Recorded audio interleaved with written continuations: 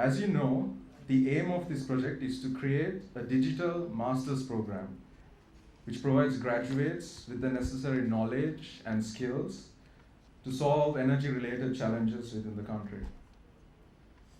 This project is partnered by Central Suplec, FutureLearn, KTH Royal Institute of Technology, Learnify, University of Moratuwa, University of Peradeniya, University of Ruhuna, University of Twente, and of course the Open University of Sri Lanka.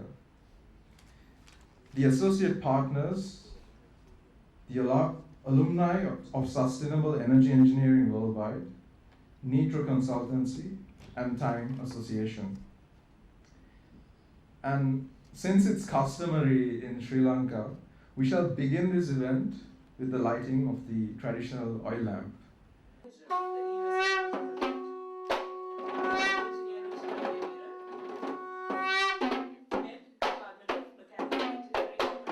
Let me take this opportunity to first of all invite all the invitees for this opening ceremony.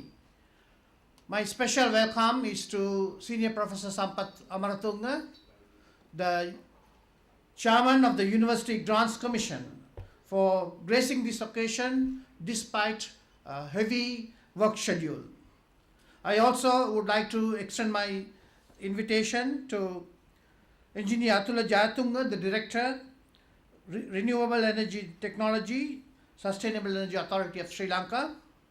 Also, my welcome is to the representatives from the Office of the European Union of Sri Lanka, our partners, my colleagues from Open University and other universities, all distinguished guests, both local and international, and all other invitees to this launching ceremony of the European Union Sri Lanka Energy Project. I am delighted that my university, the Open University of Sri Lanka, is partnering with the University of Peradeniya, University of Moratuwa, University of Ruhuna, the University of Twente, Netherlands, KTH Royal Institute of Technology in Sweden, Central Suplec from France, FutureLearn of United Kingdom, and Learnify of Sweden in this project. The EUSL Energy Project, funded by the European Union, is a program that aims to address the challenges and turning them into an opportunity to creating an educational program within the energy transition sector. The project aims at establishing a fully integrated collaboration between the partner universities in Sri Lanka and the universities in the European Union, so that the Sri Lankan universities will be able to create a new master level program which would give the graduates the knowledge, the skills, the creativity, competencies, and the business perspective to solve future energy related challenges in the country in an environmentally and financially sustainable manner. At the completion of this project in 2023, in addition to having an accredited master degree program in energy technology with specific tracks and options for a diversified energy education, we would also be having a set of Moocs developed by Sri Lankan academics to be published on the global FutureLearn platform. At this point, I am delighted to note that the Open University of Sri Lanka launched its first Moocs last year, when a suite of continuous professional development Moocs on adoption of open educational resources and open educational practices, another area of my interest, were offered to international students. Further, through this project, we plan to make available the developed learning units as open educational resources for the use of global audience in the energy sector. In fact, the Open University of Sri Lanka has its own OER policy. In the last few years, has developed various mechanisms to use and developed OER materials. The materials which would be developed under this project would also be used to develop a set of short courses to be used for professional learning in the country. Finally, the project also envisages to incorporate a remote laboratory exercise in solar power to be used by both Sri Lankan and European students. I am proud to say that the partnering with the overseas institutes in pioneering ventures like this is not a new concept for the Open University of Sri Lanka. as we have many programs in the university that have already been launched through overseas partnerships. Semba Sempa program, the Bachelor of Nursing program, Bachelor of Arts degree in Youth and Community Development, the set of ICT skill courses developed with our partners in Commonwealth, Master of Arts in Teacher Education, and the recently launched MSc program in Energy Engineering are few such examples.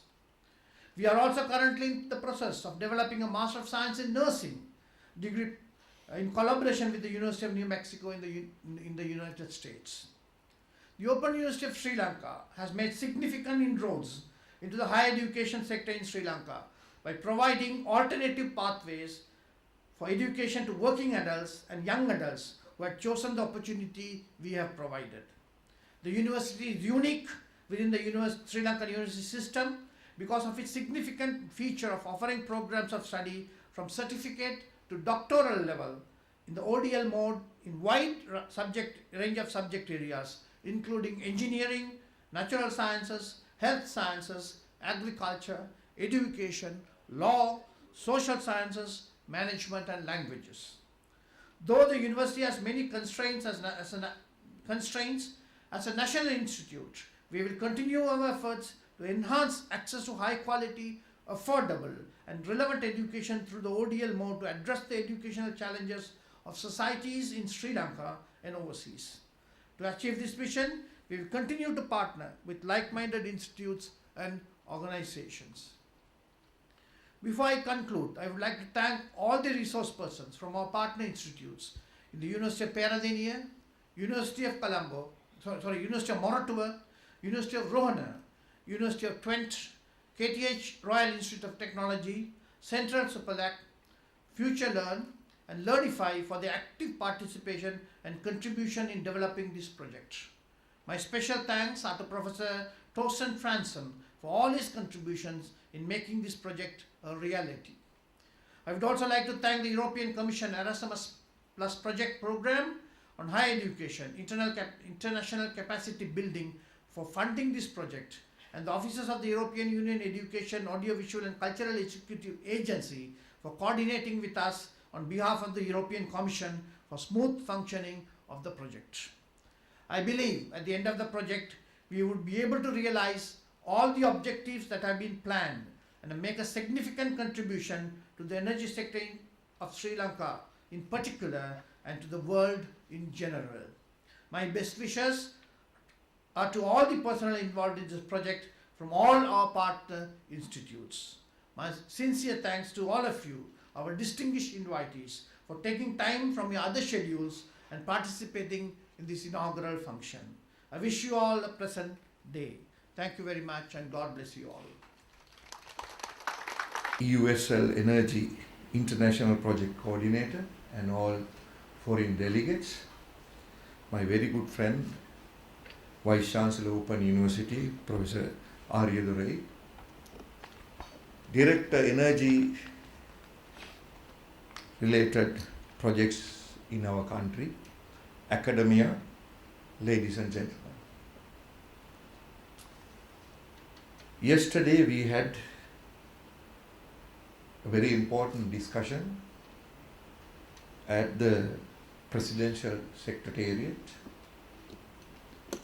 His Excellency have summoned the meeting with all VCs, including Minister of Higher Education, Secretary, and the University Grants Commission. In his vision, he has clearly mentioned that one way Sri Lanka can capitalize in development is skilled labor sector. So in 2019, nearly 300,000 odd students sat for A-levels. 180,000 were passed and eligible to go to university in our country. 180,000. But according to the capacity, we can only offer in public universities just 30,000 seats. You can just imagine the gap between eligibility and the places available. This is the cream of the cream, best of the best. But we are unable to give places in our public universities. We have only 15 public universities, including Open University of Sri Lanka, one of the finest places in higher education. Then other 150,000 have to pay, or there are few more higher educational institutes where they can go for higher diplomas. You can just imagine the stress that they have, not only these youth, even their parents, relatives, how much they sacrifice to get a placement for higher education. In our country, on the other hand, education is number one. Even though we are in a global economy where business is number one, but according to the Sri Lankan culture, we prefer education, public sector. I don't know, but this is the culture we also prefer. So, in this area, there is a gap, and because of the culture, there is a huge enthusiasm in education.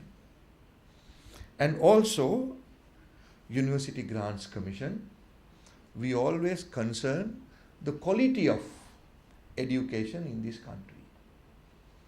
So we have only 15 public or say national universities, another 19 institutes, including postgraduate institutes.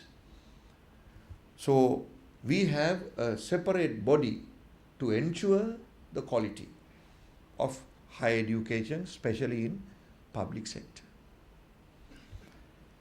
So we always welcome good universities, best universities in the world to come and join with us, not because of just getting grants and all, because if they come with us, work with us, eventually we can maintain that quality assurance what everybody expect us to in a good certain level.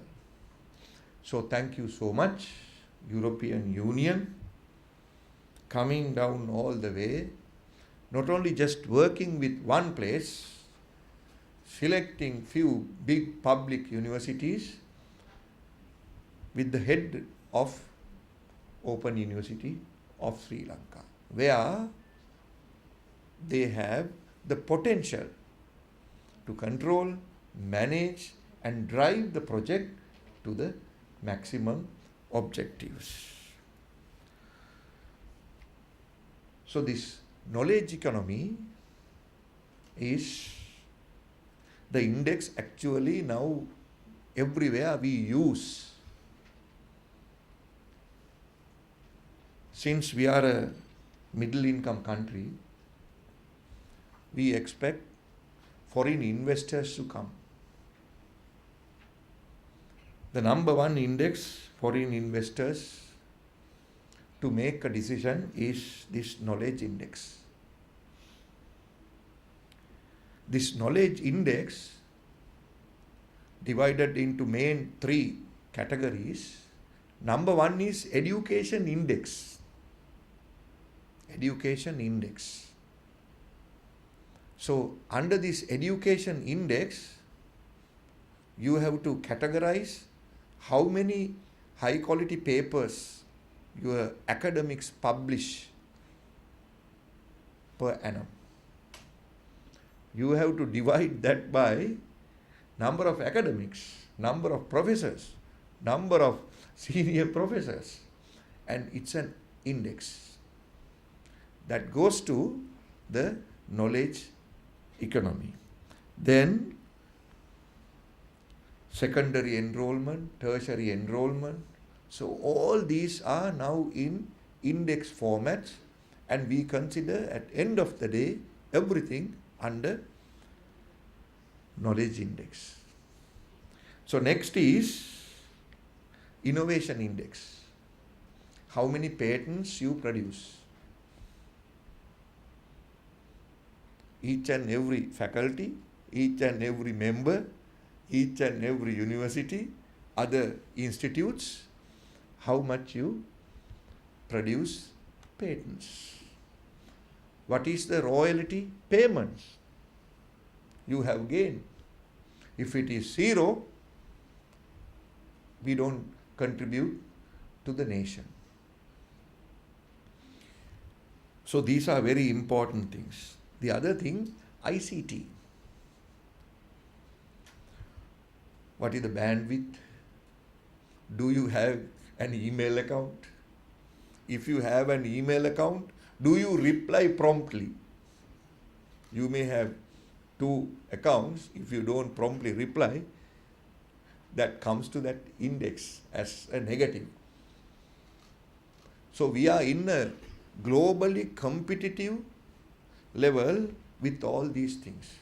Not only these 3, this is all coming under education base. Quantitative restrictions in trade, in tariff, to control the trade, which are really burden for the global trade. So like that, so everything now coming under one index, and there is a number for us. So World Bank calculate every year all indexes, and they give a figure to each and every country. But still, we are not bad. This is my point. Still, we are not bad. We are ahead of India. When you look at our ratios, tertiary education, secondary education, we are well ahead because we have free education. Government has ensured education in this country. Even poorest of poor can send their children up to the university without paying a cent. Not only that, even the health is free of charge. Bypass, whatever, is free of charge. This is all coming under these indexes, and that is why we are now placed in a better place. So thank you very much. This energy is the most important part because we are expecting a rapid development. 4-5 years ago, our growth rate for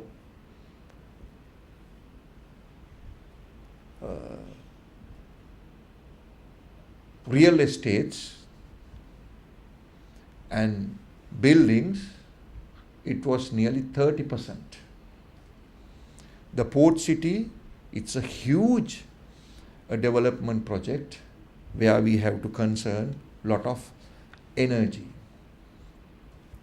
So this program with high quality assurance, I'm sure with the leadership of Professor Aryadurey, one of the best VCs today we have in our system, very senior. Actually, he is the most senior Vice Chancellor in the system today, heading the program with the collaboration of another few more finest places, Ruhuna, Peradeniya and Moratuwa.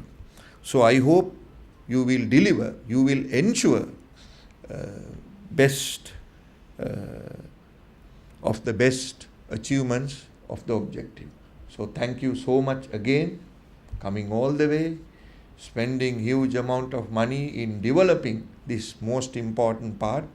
So our part is to deliver the objectives where Professor Arya Dore and our team, including me, hope to do the best. Thank you so much. Good morning, everyone. Thank you very much for attending.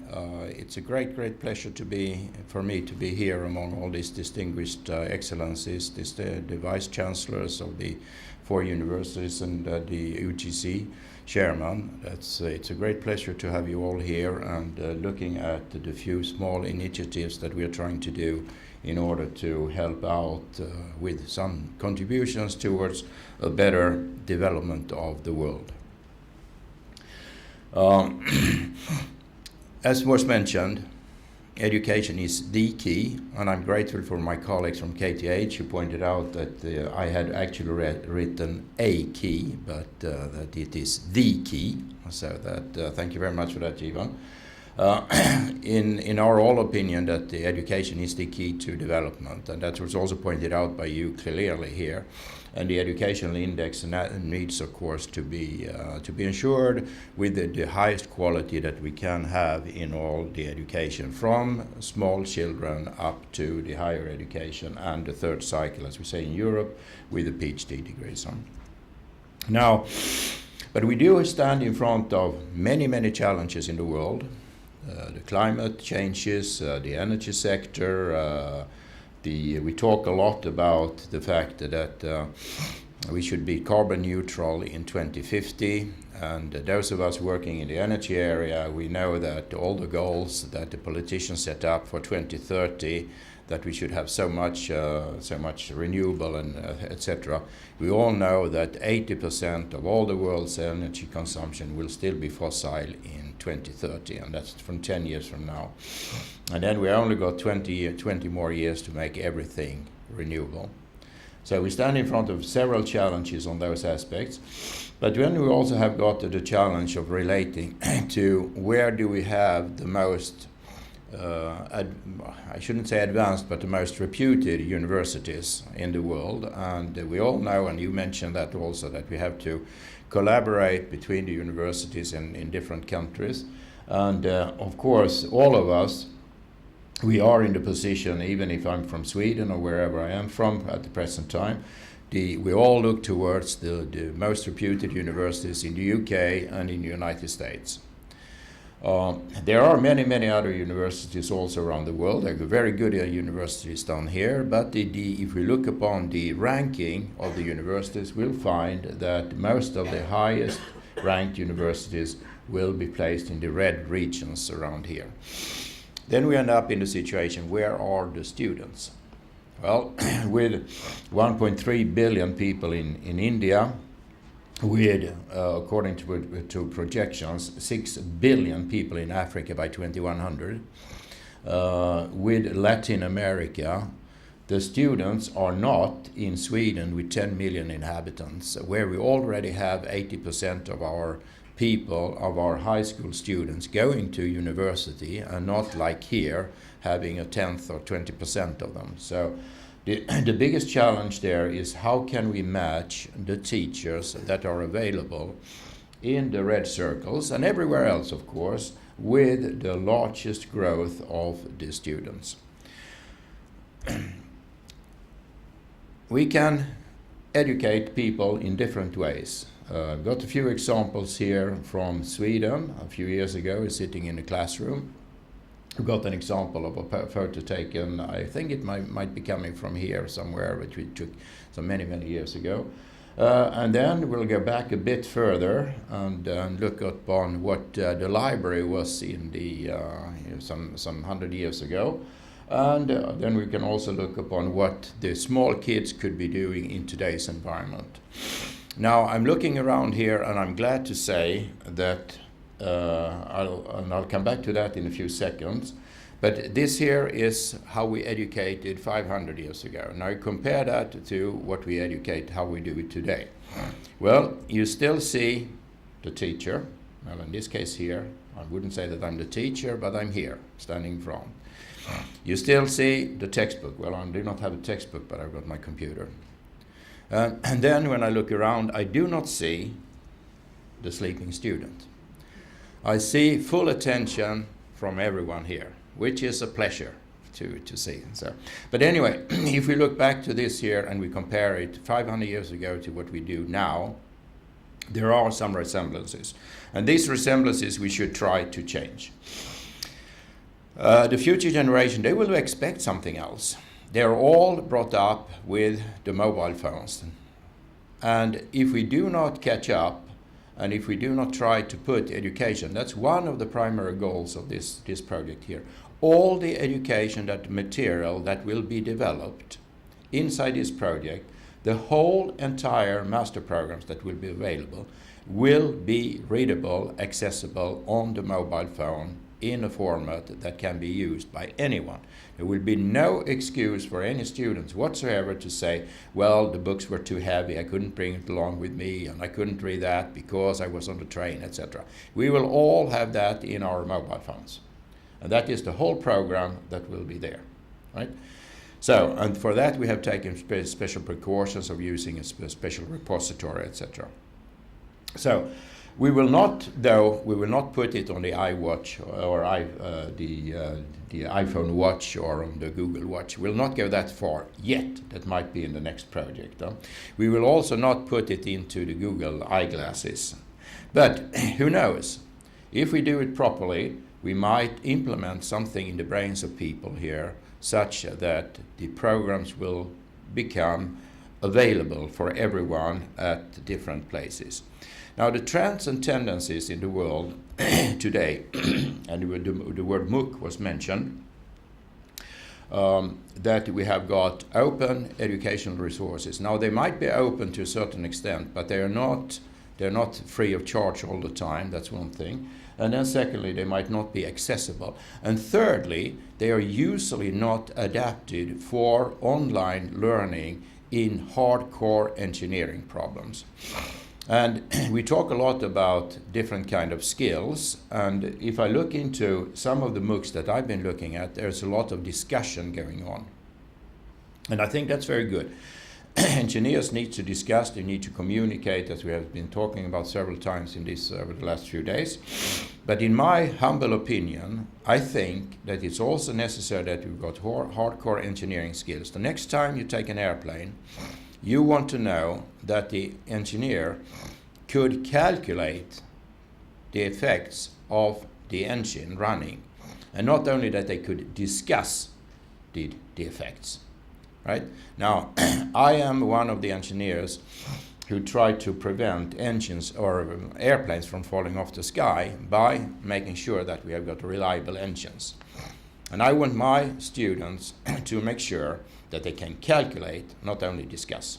So we need to be very careful in how we use this here. And if I look into what is called a MOOC, usually does not have the intended learning outcomes that we need to have in an academic environment. And that is going to be one of the main emphases in this program here, that we create the intended learning outcomes such that the programs will be accepted and accredited by the respective universities and also by the University Grant Commission. This was already mentioned previously, big future business in education, so we have to profit that. Now, what is a MOOC in principle here? A MOOC can be interpreted in many different ways. It stands for Massive Open Online Course. Now, what is massive? Well, as I'm not a very good teacher, well, if I had 10 students, it was massive for me.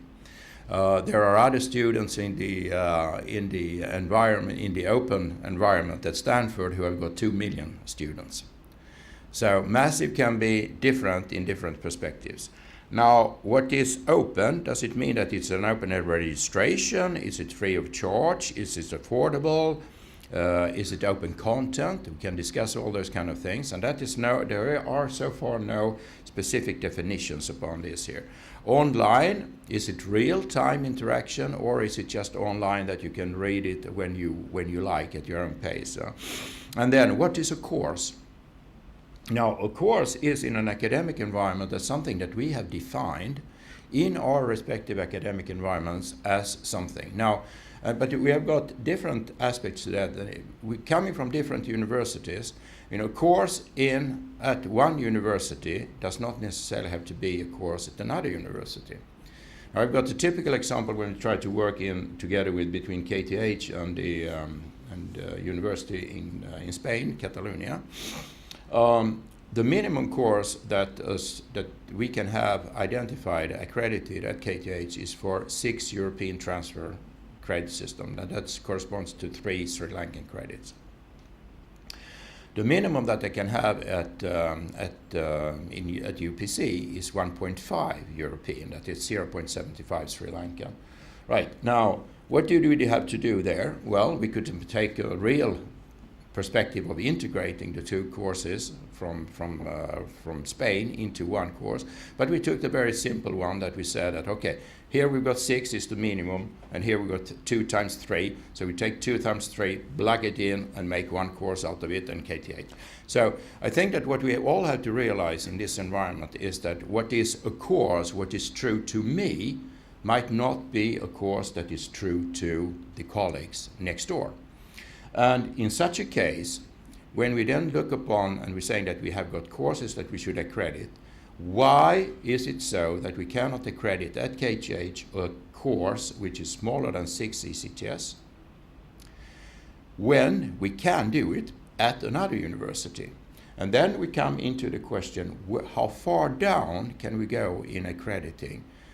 And what is the need for giving a certificate and accreditation? Because the education is fine, but are we doing the education for the sake of the paper degree that we get, or are we doing the education for the sake of the knowledge, skills, and competencies that our country, our society expects from us for the development of the future? So these are also things, and here I direct myself to the chairman of the university grant commission here, because when we're trying to change things, there are things that are impossible to do. Now, we agreed in the program yesterday, it was one of our colleagues here from Sri Lanka who said that, well, I translated it a bit, but in principle there is lots of things that we spoke about yesterday that were impossible. So we decided that we're going to use the word editor, and every time we see the word impossible, we will track changes and track over the in. So all the aspects that we today consider to be impossible, we will translate them into possible for tomorrow. And these possibilities will have to be engaged. We have to bring it into our own brains, all of us, and make sure that we try to work out these items and we look upon the innovative character, the creativity of the future education. All right, so Mooc is so far often traditional education, and now let's go. What we will need in the future is we need to focus on learning. We should not focus on teaching, which also means that the teacher's role will be changed for the future. Now, how can Europe and Sri Lanka work together in education? Well, we've got different educational systems, as we pointed out. We have got different cultures, but education is the key to development. Education is a human right, and that has been recognized in Sri Lanka by having the free education up towards the bachelor. However, collaboration in education is in its infancy. We collaborate very, very often on research, but we very, very seldom collaborate on education. The global education will, I don't know when, but it will be available for the benefit of the benefit of mankind in a global perspective. But we need to make that local. So we cannot believe that all the Moocs will solve all the problems and we will have one size fits all. That's not the perspective. But we need to collaborate. We need to take out the best pieces of every system. So now, on the other side, on the energy, abundant energy, as was also pointed out by the University Chancellor, University Grant Commission Chancellor, energy is essential. Sri Lanka has a low energy usage per capita. it has got a large increase in energy, and it imports a lot part of its energy still, but has significant natural resources. Europe, we are extremely worried about the global climate change. We have got excellent technology and education in the energy area, but we need engineers in many countries, not only in our own countries, but in many other countries also, who understands the values that we bring in for our businesses. And those are different values of different countries, and that is what we have to accept and we'll collaborate with them. Now, the EUSL project here will deliver a new master level energy degree program in which 4 Sri Lankan universities work together.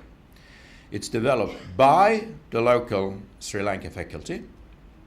It is for the Sri Lankan students with globally available open educational resources, and that is where the colleagues from Europe come in. And it will be with new education resources developed commonly, so both from Europe as well as from Sri Lanka, the units will be developed. Now, it will be examined and degree awarded by the Sri Lankan universities. So it will be created with the core competence from the respective universities delivered to students online as well as on campus and or blended in different ways. It will use the latest contemporary pedagogical concepts regarding student-centered education, case and challenge-based education, digital and online methodologies, and it will provide also a set of industry-certified learning modules that can be used for professional development. And that will be done in a joint setting, not yet delivered by the Sri Lankan universities, with a set of global knowledge material that are available, will be made available. We spoke of remote laboratory exercises, for example, exporting such that we are developing here in this program a remote laboratory exercise at EUSL, and that can then be used by students all over the world.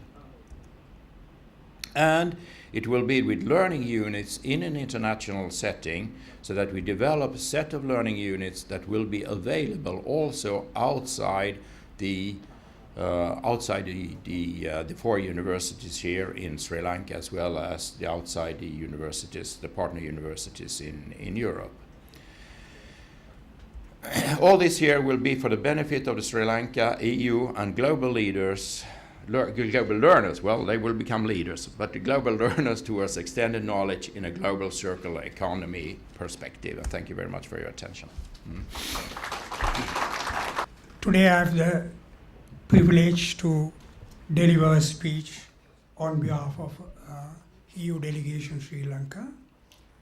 I use this opportunity today to talk about Erasmus Plus.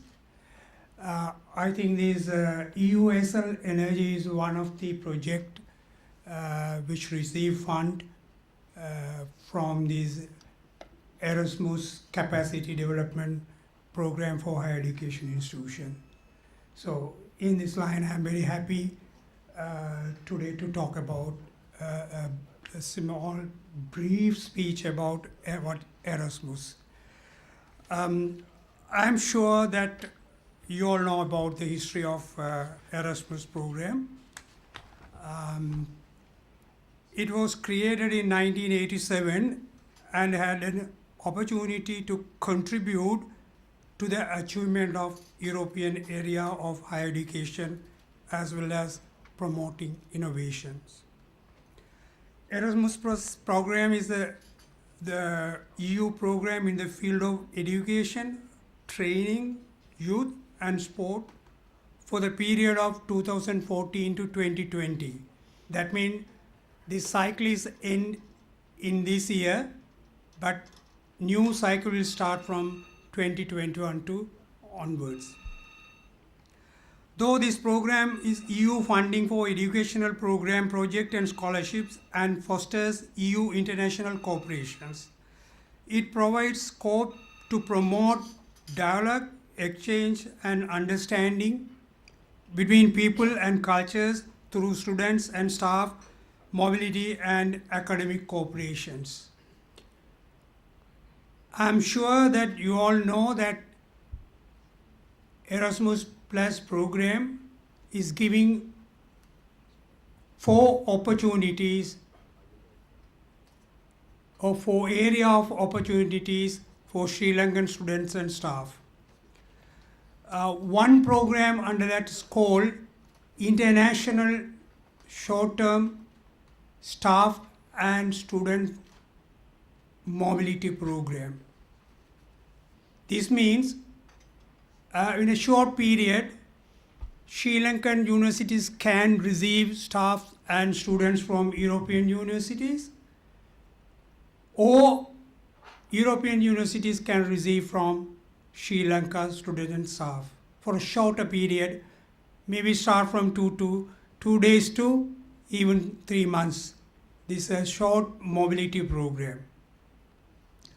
The second opportunity we have under the Erasmus Plus joint master degree program, where Sri Lankan students have an opportunity to follow their master's degree in more than one, or must be 2 universities in Europe, but more than 2 universities in Europe.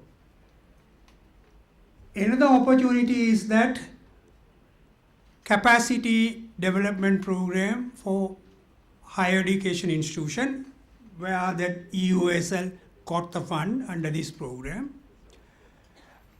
Any universities in Sri Lanka, in collaboration with any universities in Europe, at least 2 universities, you have to collaborate with that. You can jointly write proposal and submit for funding and get the funding. I think one of these EUSL is under that category. Other program is called Zone Money, that is mostly focusing on European studies and policies. Unfortunately, Sri Lankan universities are not participating in this program. Our statistics shows that no participation for this program.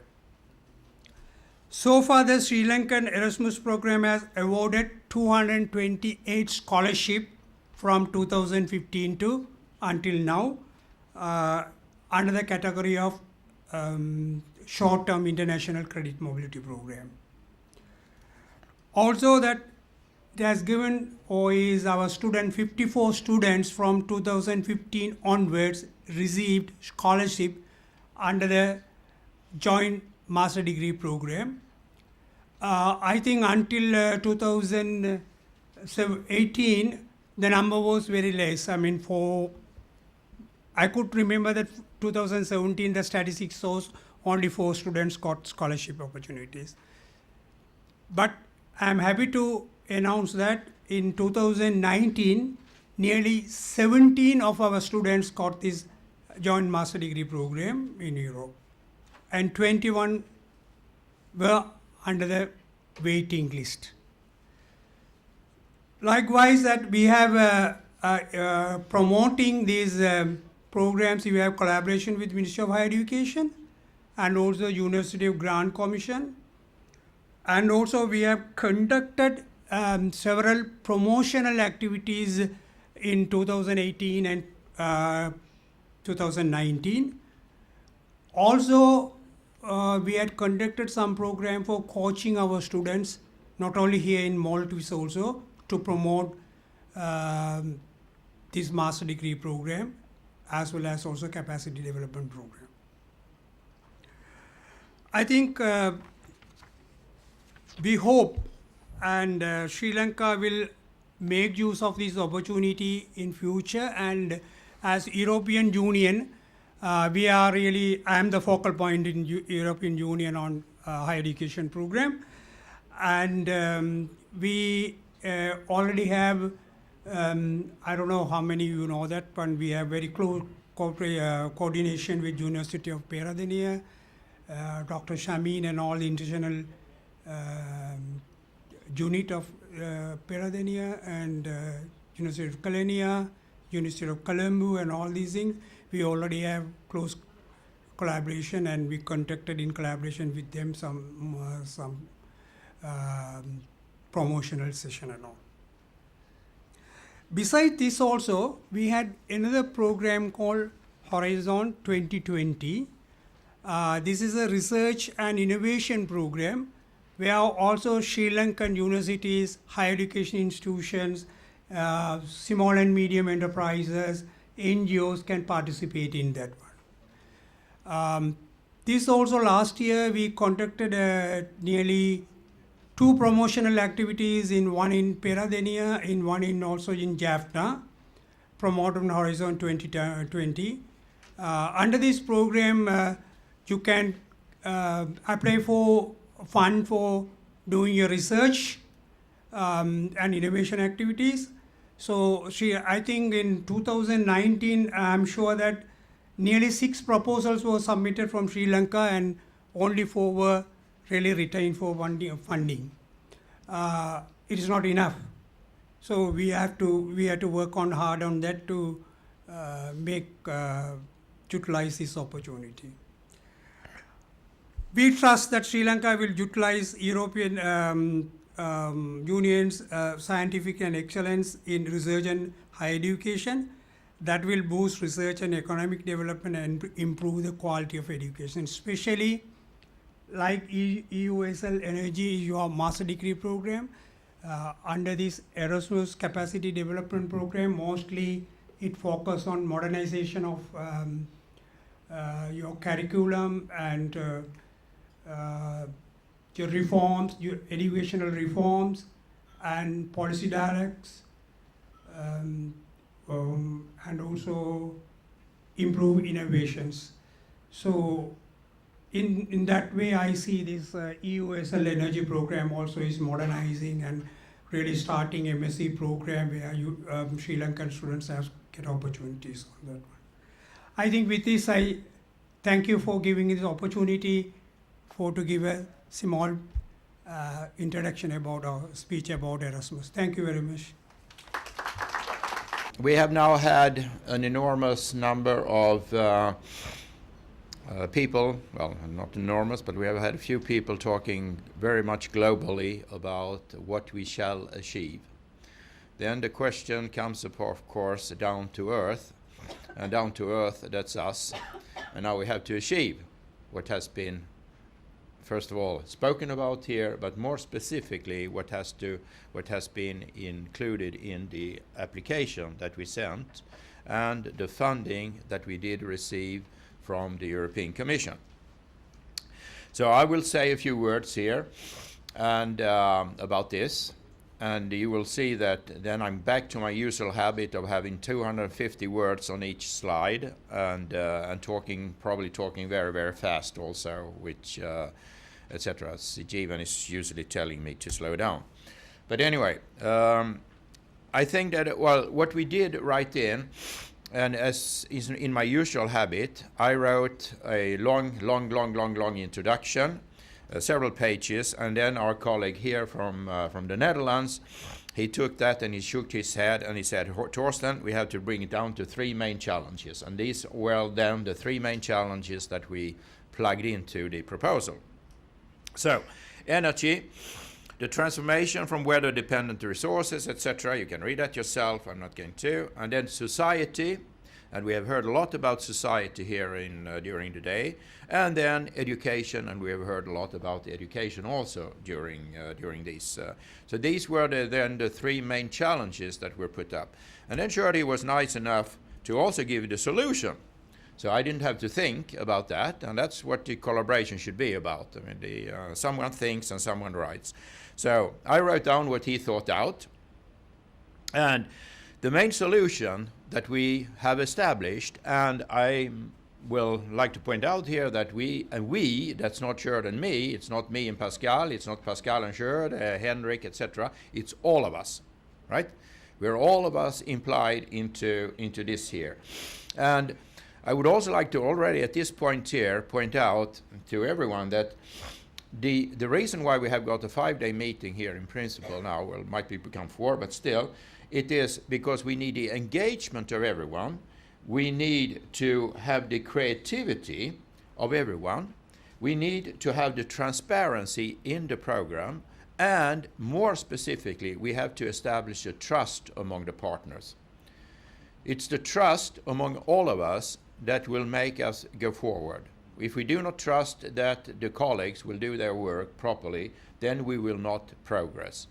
And we all have to get engaged in all, and I'll come back to that on the work packages. A work package is not done by the work package leader. It's done by the team. A task is not done by the task leader. It's done by the team. A subtask is not done by the subtask leader alone. It's done by the team. And that is very, very important that we get this into it. And the team, who is that? Well, that's us, all together. So that's where we have to work.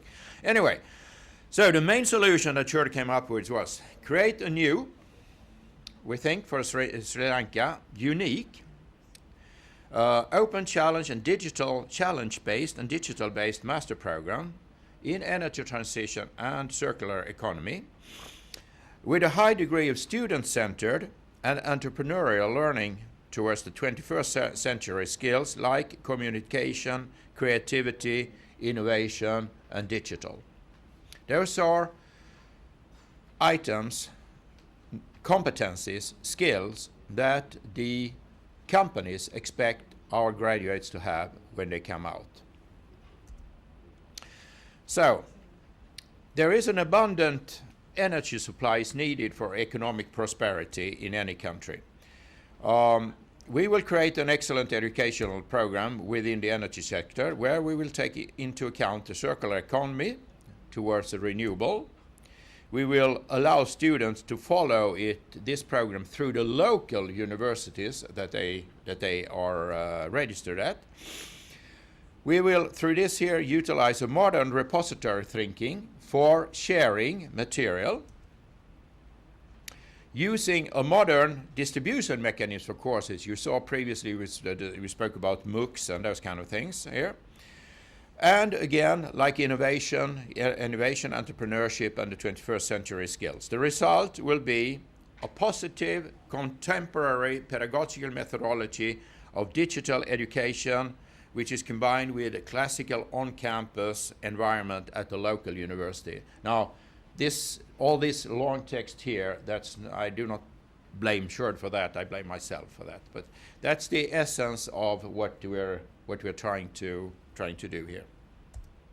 So, the overall project goal, going down to this, we want to create a quantum leap. I talk a lot about quantum today. But we want to create a quantum leap here towards new level education in Sri Lanka. And again, coming back to what we said yesterday about impossible.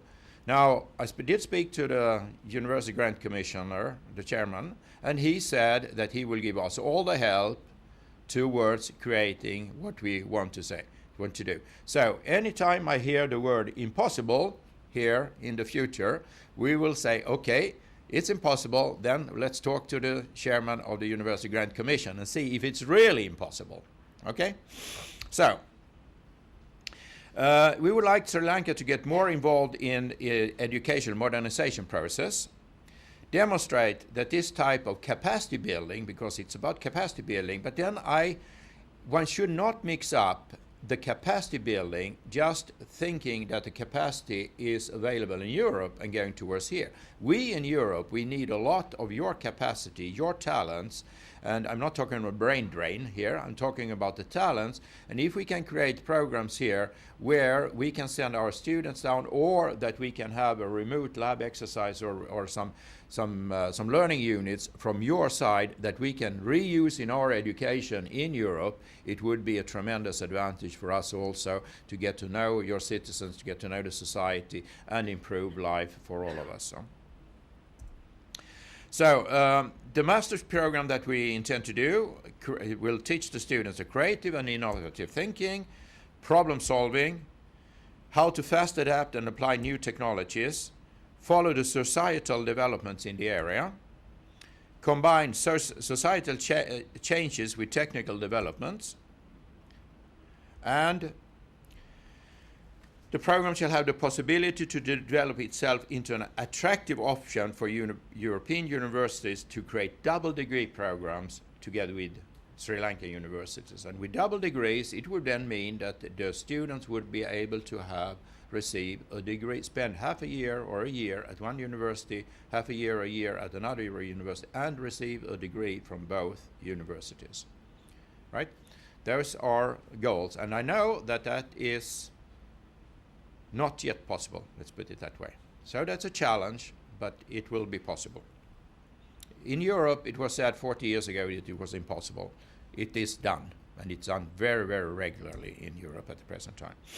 Now, the detailed goals: creation of high-level digital online student-centered case. We've said that before. I would like to emphasize here industrial collaboration. That's very important that we try to do the industrial. And this year, again, implementation of first ever joint master program between the universities here in Sri Lanka. Reusable repository where we all put in our learning material into one place for the whole program, and that we can reuse this here inside the program. But here I would like to make a word of caution also. Well, no, not a word of caution, a word of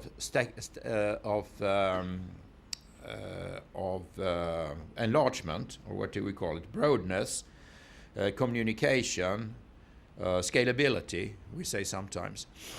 Just imagine that we're doing this here now between the 4 universities here in Sri Lanka, the four public universities out of the 15, together with 3 universities in Europe. There's nothing that says that the learning material that is going to be developed inside these here should not be used by other universities in Sri Lanka or somewhere else. So take the perspective that now we are at the forefront of doing something which no other university in Sri Lanka has been doing so far, and if the learning material becomes good, we should be proud of the fact that if another university in the country would like to take over part of the material that we have developed and reuse that in their own education.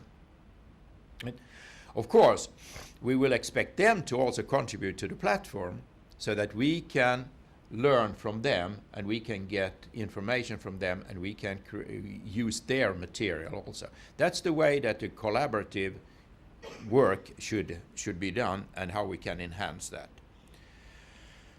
Create skills and competencies, we've gone through that. Another aspect that is not yet possible at the traditional on-campus universities is to have train-the-trainers workshops and have certificate programs. We'll see how that will work out. But train-the-trainers workshop, the thing is that I do not know if it's harder to convince the teachers towards a new education paradigm, or if it's the hardest to convince the students towards it, right? So we'll have to work both on training the teachers as well as training the students towards this kind of thinking. Right, now target groups: bachelor students, professional engineers, academic staff, but also administrative staff, because in many cases the in the impossible does not usually come from the academic staff. That might very well come from the administrative staff, and that is where we have to put our attention also, all of us. Now, specific objectives from your perspective. Now, this is what we've written down into the application, some of it, and that are your words, more or less. Fully integrated collaboration, digital learning to citizens, common online digital degree programs, entrepreneurial education, university-industry collaboration, student-centered education, teachers coming more coaches and mentors, create reusability, and then internationalization perspective of the teaching and the administrative staff. Create a framework for how joint programs, this here is also very important. That's an outcome of one of the work packages, and I'll come into that in a few seconds. But creating a framework so that other universities in the country and perhaps also in the neighboring region here can create, can reuse the material that we're using, not only the educational material, but really the framework of how we did it. What did you do in order to take away the im in the impossible and make it possible? Right, innovative character, first time for the 4 partners universities, student-centered and challenge-based, new type, reusable educational material, Moocs, international development of stackable, train-to-trainers, you have seen all that, professional learning. Now, if you heard from the European Union representative here that if you want, you wrote 6 proposals from Sri Lanka last year, 4 were accepted, if I understood it correctly. Now, you pointed out that there should be more proposals from Sri Lanka, and there should be more accepted proposals from Sri Lanka. Now, you can talk to the representative and find the keywords that you have to put in. But here are first a few of them. You have to be unique, you have to be the first, you have to be new, you have to do things that not has been done before, and you have to transform the impossible to the possible. If you do that, then you might get some... Now, then we come down to the hardcore, boring things, but we have to do. So, we have created, as you remember, 11 work packages. Now, the first one is the state of the art and the repository of best practices. The state of the art is that we find out what other universities around the world have been doing in relating to what we want to achieve. So, what kind of online programs like this here exist, where you have got collaborations between Europe and an emerging economy country with digital education? I think that it will be fairly easy because, well, we have to do our desktop research, but then the answer to this here will be we are unique, right? So, who's work package 1 leader? Okay, so, right, here we go. Hard work, but still, all right? Then quality control and monitoring management.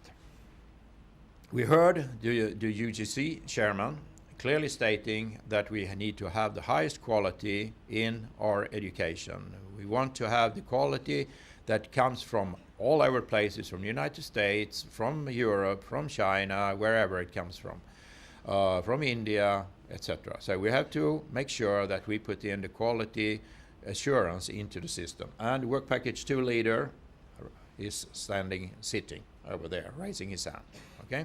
So that is, and work package 1 and work package 2, they're going to be done now. So it's very, very important over the next few days that these people, the work package leaders, and again, for all the 11 here, it is not a question that Kamalanat or Shurd will do the work. They are facilitating, they are putting the trust for us into, they're making sure that the work packages are transparent and that we are creative in thinking, and we have got brainstorming sessions to create what we want to do. The curriculum development. Well, here the curriculum development will be shared by, where are we? Work package 3. Oh, you're sitting there. All right, you're just behind you. Oops. Okay, so the curriculum development has to be done in such a way that the outcome is possible towards the UGC. First of all, the faculty boards. You have to convince your own faculty boards, and then you have to convince the UGC about the program, the curriculum, what the program should contain. Stackable master certificates. We have got the work package leaders, KTH. I don't know if where is she sitting over there, hiding. So this here is the concept of that you can actually put smaller modules together and building it up to a program. Smaller modules from many different universities building it up to a program. Then comes the hard work, that's learning units development. That is the majority of the work in the project will go into this here. Everyone should be involved here. And not only you who are sitting here, perhaps there might also be other people in the... it happens to be me who is going to be the work package leader for that, and I can assure you that the program management tool will keep you on track. That's you will get reminders every second unless you reply.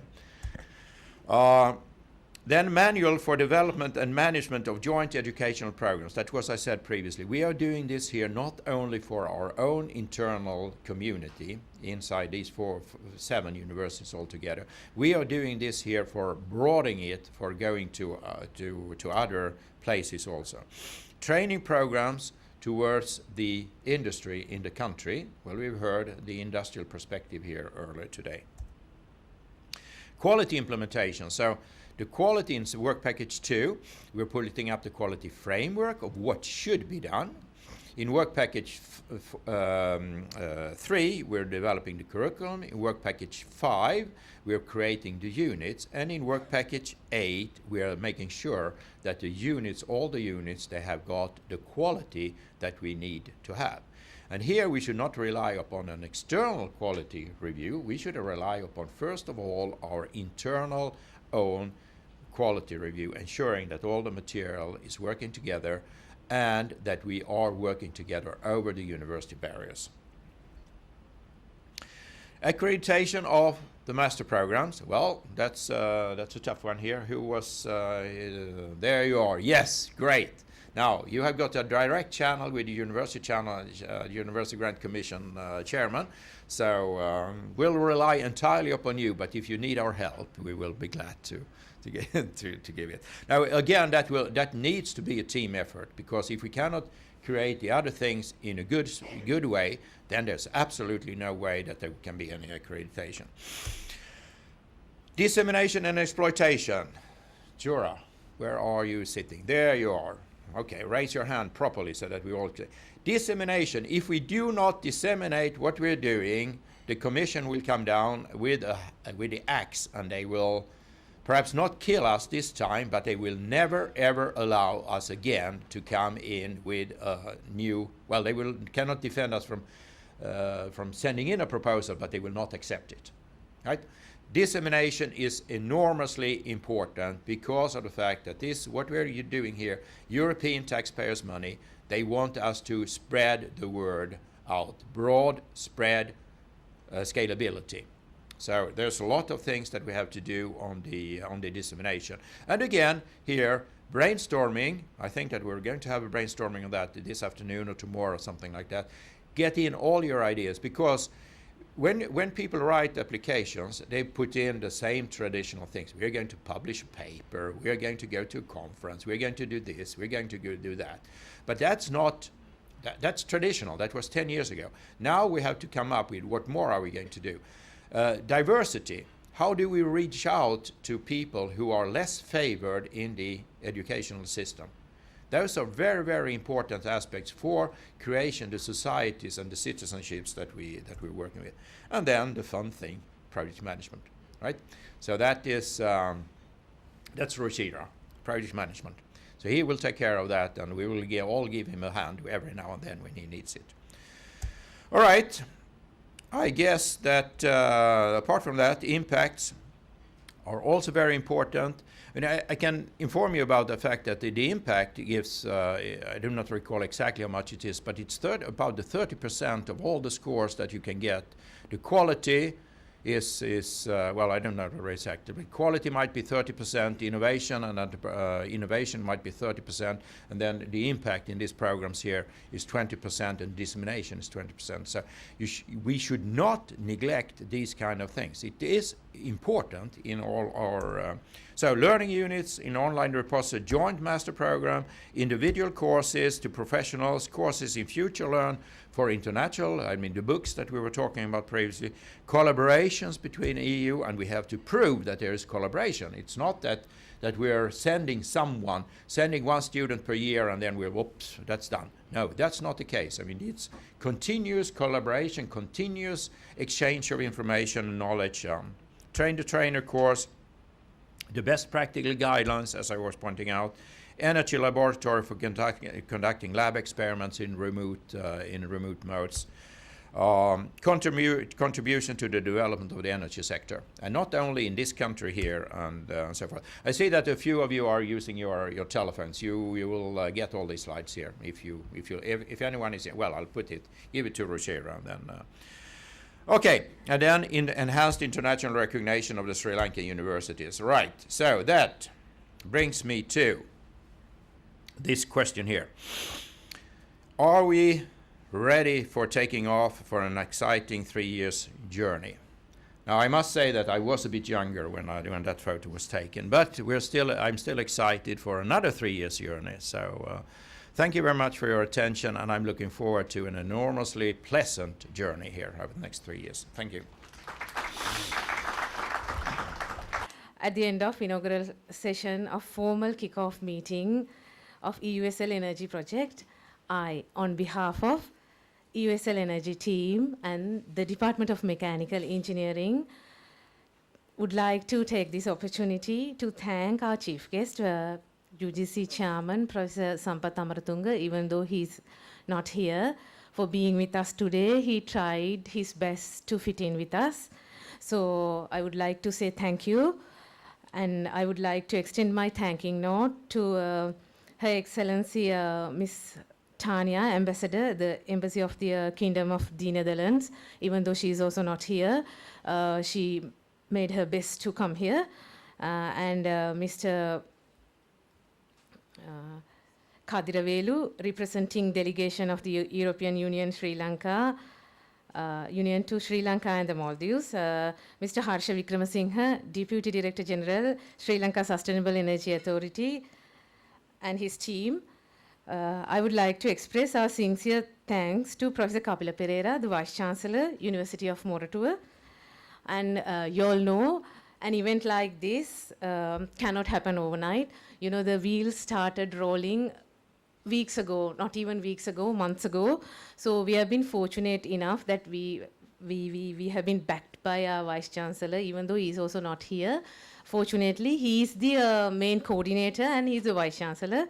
Therefore, he supported us in a great manner. Even though he is not here, once again, I would like to say thank you to him. And so from the morning, various speakers expressed the hardness of getting a project like this. So it's not an easy task to getting an Erasmus Plus project.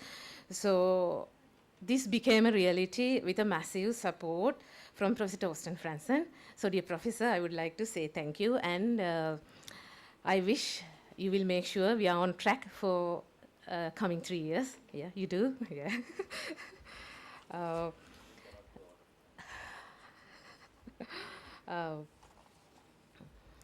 So next, I wish to extend my gratitude to Registrar of the Open University and Deans of the faculties for being with us today, regardless of your very busy schedules, and all the administrative staff of the Open University Sri Lanka. I can see, sorry, I can't thank you personally. I can see all of you here, Deputy Registrar, Director Operations, and all of you.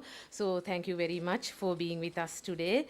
And I further take this opportunity to thank all of you, local and foreign partners, for joining us with this event. So we have a long way to go. Hope we are trying to make it our best. And I'm very grateful to all our retired staff who are here. Such an honor to see you from the Mechanical Engineering Department. Such an honor to see you here. So I would like to say a big thank you to all of you. And I take this opportunity to thank you, all the staff members of the Department of Mechanical Engineering. So I cannot thank everyone enough for their enormous support, involvement, and their willingness to take on the completion of tasks beyond their comfort zone. This was very difficult, right? So I'm really proud of you, all my staff members. And last but not least, I would like to thank two special people. That is our former head of the department, Dr. Ruminda Vimalasiri, because this project was initiated during his time. So all of you, most of the people know Ruminda is capable of being very patient regardless how stressful the situation is. So Ruminda, during his headship, he actually literally lets us be us, right? So thank you very much for that. And Professor Senanayaka, so after a very successful event in front of this podium, I'm talking to you very proudly because we are really backed by Professor Senanayaka. So rest of the team, he's also our EUSL Energy team member. So on behalf of rest of the team, I really would like to thank Professor Senanayaka for being with us and helping us enormously. And so I know all my department members, they are very capable. Therefore, there were some discussions of project failures and all sort of things. So please don't make even a single doubt about our capabilities. We are the mechanical engineering department, one team working towards one goal.